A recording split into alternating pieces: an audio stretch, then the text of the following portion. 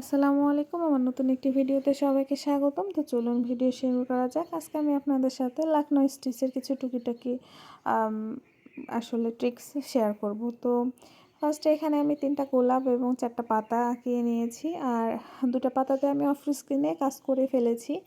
এখন আরেকটা পাতাতে কাজ করছি, আর এখানে আমি রেশমি সুতা নিয়েছি। আমাদের এখানে এই সুতাটা রেশমি সুতা, সেট সুতা নামে পরিচিত। আপনাদের এলাকায় কী কী নামে পরিচিত অবশ্যই কমেন্ট করে জানাবেন। এখানে আমি লাকনো স্টিচটা ব্যবহার করছি, আর আমি কিন্তু লাকনো স্টিচ কীভাবে করতে হয় সেটার একটা টিউটোরিয়াল অলরেডি আপলোড করে দিয়েছি, আপনারা অবশ্যই দেখে নেবেন। আর এখানে আমি রেশমি সুতা 2 শেডের যে সুতাটা, সেই সুতাটা ব্যবহার করছি। সিদ্ধ জলপাই না কি রং এটা বলে আমি সঠিক জানি না, আর একটু অফ হোয়াইট কালার, মানে দুটো মিক্সিং আর কি, 2 শেড যেহেতু। তো এখানে পাতার কাজটা করতেছি। আর রেশমি সুতার ব্যবহার যে কতটা কষ্টদায়ক, মানে সেলাই করতে যে কত কষ্ট হয় সেটা একমাত্র যারা সেলাই করেছে রেশমি সুতা তারাই ভালো জানে। কিন্তু রেশমি সুতার সৌন্দর্যটাই অন্যরকম। এখানে আমি কিন্তু 6 তার সুতা নিয়েছি। এখানে আমার পাতার কাজ অলরেডি শেষ। আমি জানি না আপনারা ভিডিওতে কতটুকু বুঝেছেন যে আমার এই সুতা দিয়ে সেলাই করতে কতটা প্যাচ খাচ্ছে সুতা এবং কতটা প্যারা খেয়েছি আমি। তো যাই হোক, মিডিলে যে শিরাটা আছে বা শিটটা আছে, সেই শিটটাতে আমি ব্যাক স্টিচ 4টা ব্যবহার করেছি। এখানে ব্যাক স্টিচ 4 ব্যবহার করার পরে দেখেন, আপনারা একটু লক্ষ্য রাখবেন উল্টা পারে আমার কী রকম এসেছে। আসলে সেলাইটা অনেকটা মাসকাঠি সেলাইয়ের মতো এসেছে। আর এই জন্য আমাদের এই অঞ্চলে এটাকে লাকনো সেলাই নামে কেউ চিনে না, সবাই না চিনে উল্টা মাসকাঠি সেলাই নামে। তো যাই হোক, এই উল্টা মাসকাঠি বলেন আর লাকনো সেলাই বলেন না কেন, এই সেলাইটা যত পাতলা কাপড়ে করবেন তত ভালো।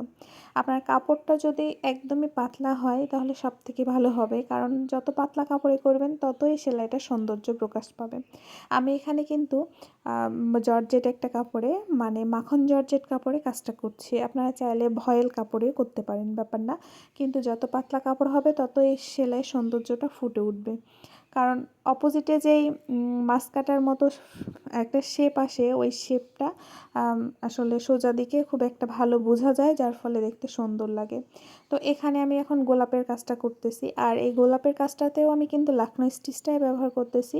এখানে আমি আর রেশমি সুতা নিইনি, কারণ রেশমি সুতাতে অনেক প্যারা হচ্ছিল, অনেক মানে প্যাচ খাচ্ছিল, যার জন্য আমি এখানে সুন্দরী সুতাটা ব্যবহার করেছি। এখানে সুন্দরী সুতা আমি ব্যবহার করেছি 2 তার। আপনারা চাইলে 3 তারও নিতে পারেন, কিন্তু আমার কাছে মনে হচ্ছিল 2 তারই যথেষ্ট, ওই জন্য আমি 2 তার ব্যবহার করেছি। এখানে আমি রানী গোলাপি কালারের সুতাটা ব্যবহার করেছি, এবং একটা ব্যবহার করেছি এখানে, যেহেতু আমার 3টা ফুল, ওই জন্য আমি 2টা ফুলে রানী গোলাপি কালার ব্যবহার করেছি, আর একটা ফুলে হালকা গোলাপি কালার ব্যবহার করেছি।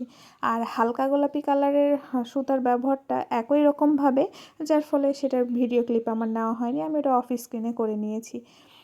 আর আপনাদের কাছে আমার বিশেষ অনুরোধ, সেটা হচ্ছে আমার ভিডিওগুলো আপনাদের কাছে কেমন লাগে অবশ্যই কমেন্ট করে জানাবেন। আর আমার ভিডিওগুলো যদি আপনাদেরকে ভালো আনন্দ দেয় তাহলে অবশ্যই আমার চ্যানেলটি সাবস্ক্রাইব করে দিবেন, দিয়ে আপনি অল বাটনে প্রেস করে দিবেন। এতে আমার নিত্য নতুন ভিডিও আপলোড দেওয়ার সাথে সাথে আপনার কাছে নোটিফিকেশান চলে যাবে। তো এখানে আমার ফুল প্রায় কমপ্লিট হয়ে এসেছে। এর ফুল কমপ্লিট হওয়ার পরে আমি অফ স্ক্রিনে যেহেতু আরেকটা ফুল করে নিয়েছি, যার জন্য ওটার আসলে ক্লিপ নেওয়া হয়নি। তো এই ছিল আসলে ফাইনাল লুক। দেখেন কেমন লাগছে। আপনারা চাইলে কিন্তু এই ডিজাইনটা বেবি ড্রেসে করে দিতে পারেন, অনেক সুন্দর লাগবে। তো আজকের মতো এই পর্যন্তই। আল্লাহ হাফেজ।